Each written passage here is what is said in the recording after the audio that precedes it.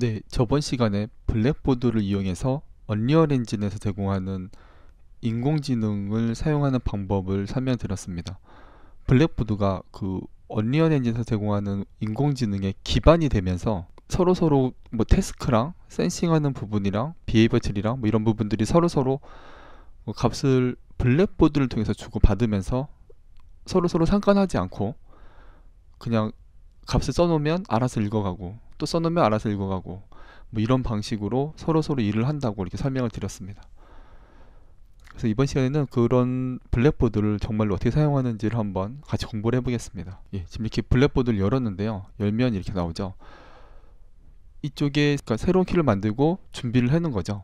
새 키를 눌러보면 여기 뭐 다양한 종류가 나오는데 이 중에서 우리는 인티저를 한번 사용해 보겠습니다. 인티저 해놓고 int 키라고 이름이 나오는데 age 키라고 적혔습니다. age 나이를 말하는 거죠. 근데 뒤에 키를 적은 이유가 있어요.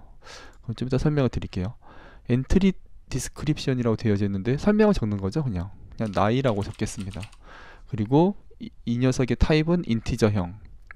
네, 이렇게 해서 하나의 인티저를 저장할 수 있는 공간을 하나 마련했어요. 인티저, 그러니까 나이 값을 저장하기 위해서 공간을 하나, 인티저형으로 공간을 마련했어요.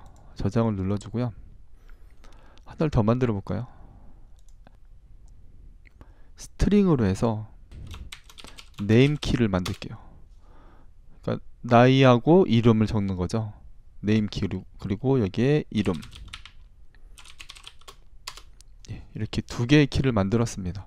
그리고 저장을 해줄게요. 이렇게 되면 이제 우리는 하나의 블랙보드에 두 개의 값을 가질 수 있도록 준비를 해놓은 상태가 됐습니다.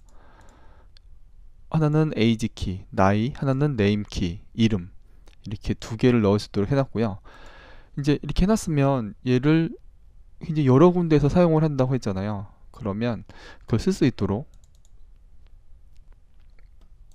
이 비헤이비어 트리를 열어주고요. 이거를 한번 이 태스크 1에서 여기에다 값을 한번 쓰고 태스크 1에서는 값을 쓰고 태스크 2에서는 그 값을 읽는 걸 한번 해보겠습니다. 그래서 태스크 1을 처음에 열어요. 예, 그리고 태스크 2도 열어두겠습니다. 미리. 예, 내용이 둘이 사실 똑같죠. 태스크 1을 프린트하느냐 태스크 2를 프린트하느냐 그것만 달랐었죠. 예, 저희가 그렇게 간단하게 만들었었기 때문에 그러면 태스크 1에서 블랙보드에 내용을 적는 걸 한번 해보겠습니다. 이 태스크에서 블랙보드의 값을 쓰는 방법은 굉장히 간단해요. 얘를 좀 약간 벌려놓고 얘를 지우고요.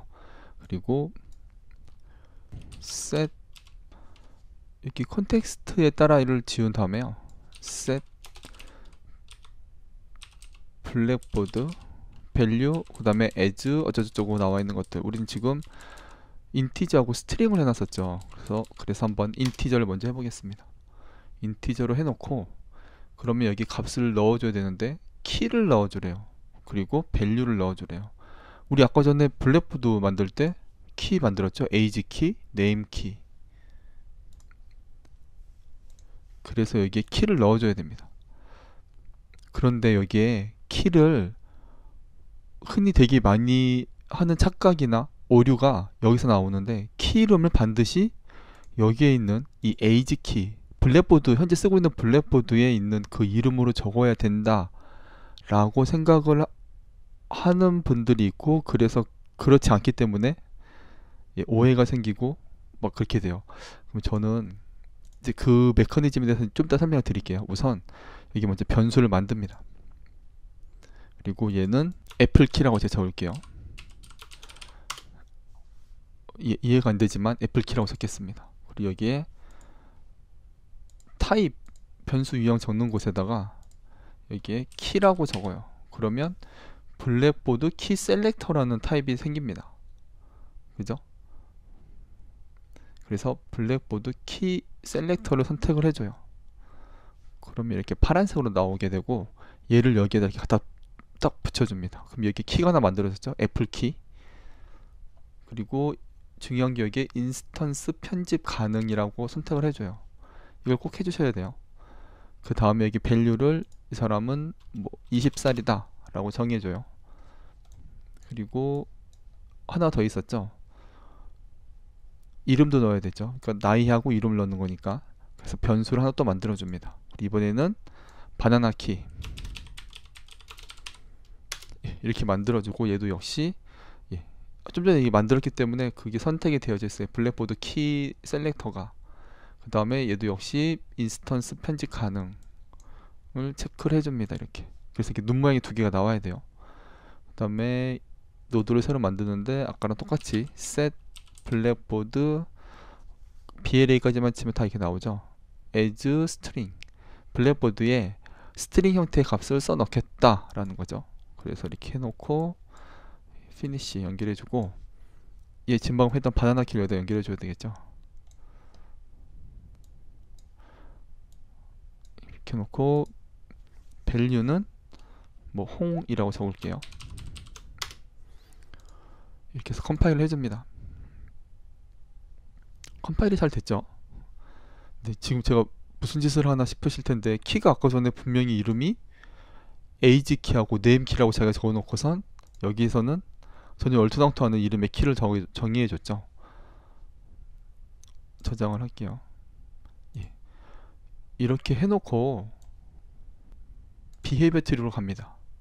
behavior 트리로 가가지고 여기 맨 위를 딱 눌러보면 여기에 behavior 트리라는 항목이 나오는데, 얘를 눌러서 보면 블랙보드 에셋이라는 게 나와요. 이 behavior 트리, 그러니까 루트를 눌렀을 때 이게 나오는 거예요. 이 루트를 가진 이 behavior 트리에서 어떤 블랙보드를 사용할래? 라는 거죠. 그래서 여기서는 당연히 우리가 만든 bb 언더스코어 AI, 블랙보드 언더스코어 AI, 지금 우리가 사용하고 있는 이 녀석이죠. 이걸 선택을 해줘야 되겠죠. 그래야 지금 우리가 넣은 age 키랑 name 키랑 이게 두 개가 들어올 테니까. 근데 되게 이상한 게, 말이 안 되는 게, 여기서는 분명히 age 키랑 name 키를 했는데, 저는 지금 방금 태스크 1을 만들면서 애플 키랑 바나나 키라고 이름 줬어요. 애플 키는 나이, 바나나 키는 이름. 그래서 이거를, 얘를 딱 선택을 해봐요. 지금 방금 제가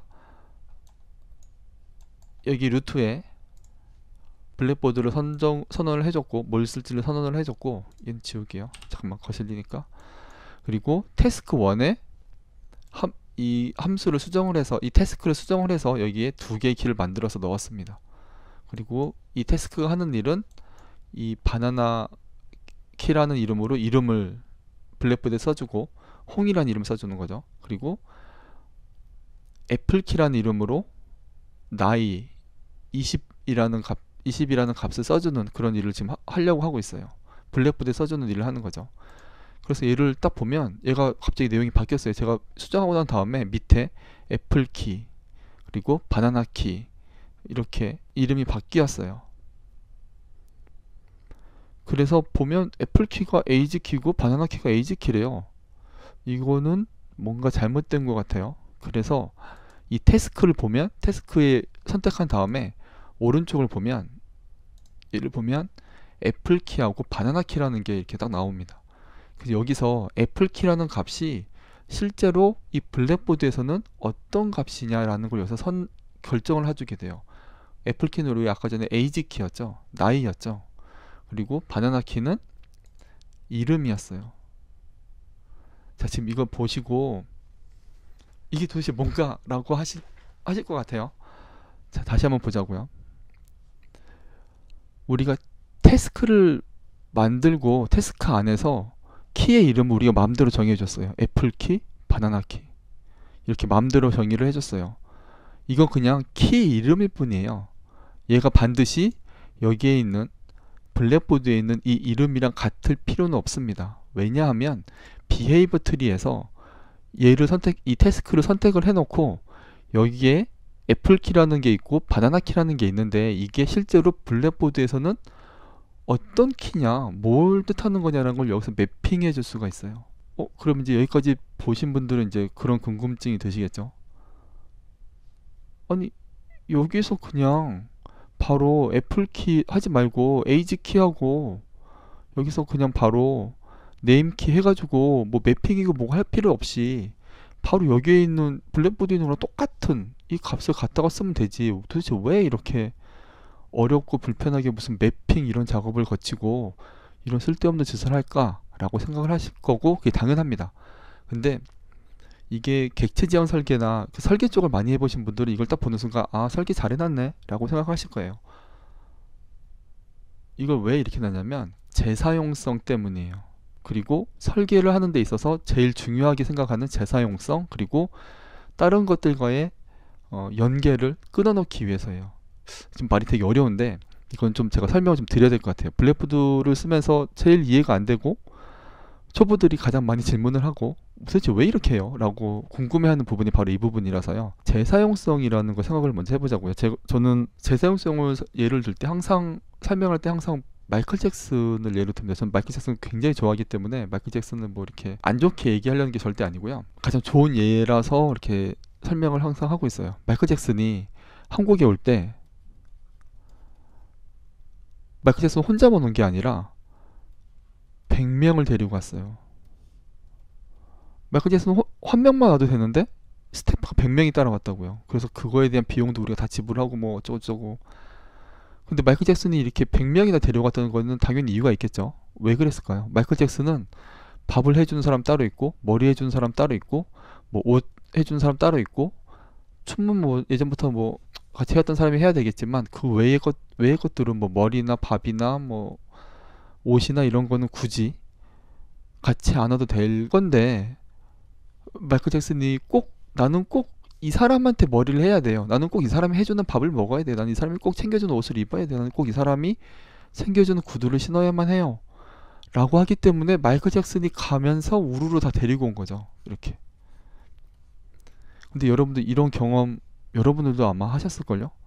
어떤 경우냐면 프로그램 하나 만들었어요. 거기 내가 로그인 화면을 만든 거죠. 로그인 화면 하나 이렇게 만들었는데 이게 되게 잘 만들어지고 화면도 이쁘고 뭐 어쩌고저쩌고 해서 다음 프로그램 다음에 또 프로젝트를 하게 되면 이 로그인 화면을 써야지 그리고 생각하고 있었어요. 다른 프로젝트를 시작합니다. 이 로그인 화면을 딱 가져오려고 그래요. 근데 로그인 화면 가져오려고 그랬더니 얘가 무슨 이 프로그램 안에서 쓰고 있는 무슨 클래스를 쓰고 있어요. 그래서 이 클래스만 가져오면 되겠네. 클래스를 가져갑니다. 근데 클래스를 가져오려고 봤더니 이 클래스가 또 다른 클래스를 막 2개, 3개씩 막 호출하고 있어요. 이 프로그램 안에 있던 우리 지금 이 프로그램을 만들고 있는데 이 프로그램 안에 있던 다른 3개의 클래스를 쓰고 있어요. 그래서 그러면 이 클래스랑 이 클래스랑 이 클래스랑 4개를 가져가야 되겠네. 근데 이 클래스들이 또 다른 클래스들을 막 쓰고 있어요. 그래서 여기 로그인 화면 하나 가져가려고 여기에 있는 이 프로그램 하나를 통째로 다 가져가야지만 로그인 화면을 가져갈 수가 있게 돼요. 로그인 프로그램을. 아마 이런 경험 아마 해보셨을 거예요, 다들. 이걸 막으려고 하는 겁니다. 지금 이렇게 키값을 하는 이런 방식 자체가 그런 걸 막으려고 하는 거예요. 어떻게 하면 막을 수 있냐? 이 보세요. 내가 만약에 블랙보드에 있는 변수명을 전부 다 알아서 그거를 비헤이비어 트리에서 다 그대로 반영을 해줬다. 그러면 우리가 가져가는 그러니까 우리가 만약에 이 비헤이비어 트리를 우리가 다른 데서 쓰려고 해요. 그러면 이 비헤이비어 트리 가져갈 때 블랙보드도 가져가야 돼요. 그죠? 왜냐하면 여기에서 사용하는 변수명을 그대로 여기서 쓰고 있으니까. 근데 지금처럼 키값으로 나눠놓으면 그냥 이 블랙보드에 있는 값이랑 키값이랑 전혀 상관없이 그냥 이 태스크에서 자체적으로 그냥 키값 이름 하나 만들어 놓고 이런 식으로 전혀 상관없이 뭐 애플, 바나나 이런 식으로 만들어 놓고 비헤이비어 트리에서 매핑하는 방식을 사용하면 이제 앞으로 이 태스크는 어디든지 가져가도 돼요. 왜냐하면 블랙보드는 연결된 게 하나도 없으니까. 어떤 특정한 블랙보드랑 연결된 게 하나도 없잖아요. 특정한 블랙보드랑 연결되지 않고 자체적으로 값을 쓰고 그 값이 실제로 블랙보드와는 어떤 식으로 매핑이 되는지를 이 비헤이비어 트리에서 결정을 하고 있기 때문에 우리는 이 태스크 하나 만들 때 혹은 이 비헤이비어 트리 만들 때 특히나 태스크 만들 때 어떤 특정한 블랙보드가 없어도 이걸 만들 수가 있어요. 그냥 만들어 놓고 나중에 매핑만 시키면 되는 거잖아요. 그죠? 그래서 이런 키값 방식을 사용합니다.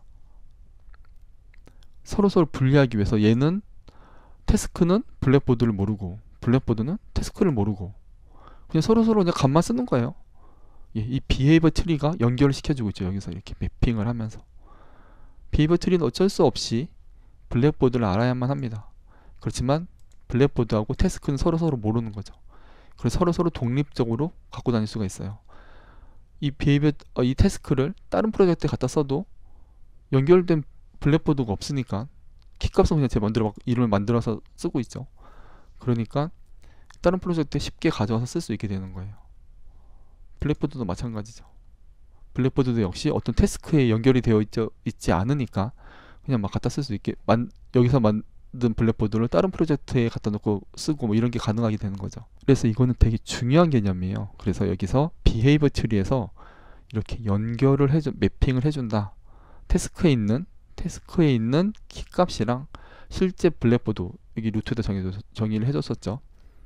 실제 블랙보드에 있는 키값을 서로 연결을 해서 이 키에 있는 값을 달라고 블랙보드한테 요청을 하면 블랙보드에서는 에이지 키에 있는 값을 갖다 주겠죠. 바나나 키 달라고 요청을 하면 네임 키에 있는 값을 뭐 달라고 요청을 하는 거가 되는 거고요. 그래서 블랙보드에 이런 복잡한 메커니즘은 키값을 이용한 메커니즘은 변수명이 아니고 키값을 이용한 메커니즘 사용한 이유는 재사용성을 위해서다라고 생각하시면 될 겁니다. 이렇게 해서 지금 우리는 태스크 1에서 블랙보드에서 값을 썼어요. 이 태스크 1을 실행하면 블랙보드에 값이 써질 거예요. 그러면 이제 써진 값을 한번 얘는 읽어다가 쓰는 방법 되게 간단하죠. 그냥 set 블랙보드 value as integer, set 블랙보드 value as string 해주면 되고, 그 다음에 이제 두 번째, 얘는 그 값을 가져다가 화면에 한번 보여주는 걸 한번 해볼게요. 끊어내고 여기에 set 했으니까 get이 있겠죠. get 컨텍스트를 풀어내고요. 네, 그럼 많이 나오죠. get 블랙보드 value as integer 하나 해놓고 또 get 블랙보드 value as string 두 개를 해놓겠습니다. 이렇게 해놓고 이제 프린트를 해야 되겠죠. 프린트 텍스트 해주고 넣어주면 첫 번째는 나이가 나올 거고, 그 다음에 두 번째도 프린트 텍스트. 그래서 얘도 여기다 이렇게 연결해주면 처음엔 태스크2라고 나올 거고, 그 다음에 나이가 나올 거고, 그 다음에 이름이 나오겠죠. 그리고 리턴을 이렇게 해줘야 됩니다. 네, 이렇게 해주면, 근데 여기 중요한 게 이제 어떤 값을 가져올 건지 키를 넣어줘야 되잖아요. 그럼 이것도 아까 보신 거랑 똑같이 하면 됩니다. 한번 해보세요. 잠깐 화면을 멈추고 한번 해보세요. 네. 저는 여기에 뭐라 해볼까요? 그냥 여기서 그냥 애플이라고 할게요. 타입은 여기다 놓고 키라고 넣으면 블랙보드 키 셀렉터가 나오고, 그 다음에 인스턴스 편집 가능 추가를 눌러서 넣어주고 인스턴스 편집 가능 해준 다음에 얘를 여기다 이렇게 넣어주고 또 얘를 여기다 이렇게 넣어주고,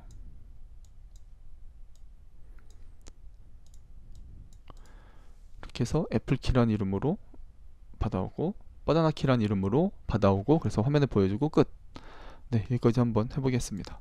컴파일을 하고 다시 behavior tree로 가면 이번에는 여기 task2에 이렇게 되어져 있죠. 그래서 얘를 선택을 하고, 그 다음에 여기 기본적으로 뭐가 막 선택이 되는데 이거 이렇게 놔두시면 큰일 납니다. 이거 꼭 반드시 매핑 해주셔야 돼요. 애플 키는 age, 그 다음에 바나나 키는 name 이렇게 연결해 줬습니다. 그래서 여기까지 해서 한번 얘가 리턴 값이 true로 해줘야 되겠죠.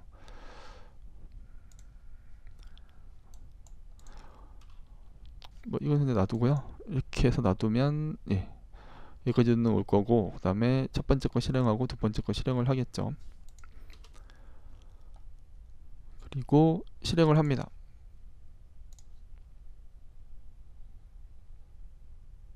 굉장히 빨리 나와서 뭐가 뭔지 잘 모르겠지만 이건 이제 로그를 그냥 보면 돼요. 이렇게 나오는 거 굳이 신경 쓰지 마시고요. 로그를 한번 보겠습니다. 네, 여기서 창에서 개발자 툴에서 메시지 로그군요. 출력 로그를 열어봅니다. 그러면 여기 이렇게 나올 거고요. 이거를 한번 여기다 이렇게 딱 붙여서 볼게요. 그러면 이거 이제 위에서부터 순서대로 찍어내는 거니까 위에서부터 봐야 돼요. 밑에 보면 여기 나왔죠. 처음에 태스크 1이 찍혔고 태스크 1에서는 값을 쓰기만 했죠. 그리고 태스크 2가 찍혔고 그 다음에 나이가 찍혔고 나이를 읽어온 거죠. 블랙보드에서 읽어와서 20이라는 값을 찍었고 그 다음에 나이가 아니고 이제 이름을 읽어와서 이름을 찍었죠. 그럼 태스크 3는 아무것도 안 했고 태스크 1 또 값을 블랙보드에 값을 넣었고 원래 있던 값이니까 뭐 그냥 계속 똑같은 값을 넣었겠죠. 그리고 태스크 2로 와서 나이 찍고 이름 찍고 또 태스크 3 하고 지금 이렇게 한 걸 봐선 여기서 블랙보드에다 값을 적어주고 그 다음에 얘는 두 번째 거는 블랙보드에서 값을 가져오고 get 블랙보드 value as integer, get 블랙보드 value as string을 이용해서 값을 가져오고 그거를 이렇게 화면에 프린트 텍스트로 화면에 보여주고 이게 지금 잘 되고 있는 걸 알 수 있습니다. 그러니까 지금 우리는 블랙보드에서 값을 쓰고 태스크에서 블랙보드에다 값을 쓰고 그 다음에 블랙보드에서 값을 가져와서 보여주고 이걸 지금 다 한 거예요. 그리고 이 키 값을 이용해서 이 애플키라는 값을 줘 라고 얘기를 하고 그 다음에 애플키라는 거는 비헤이버 트리에서 매핑해서 쓴다는 거. 여기까지 설명을 드렸습니다.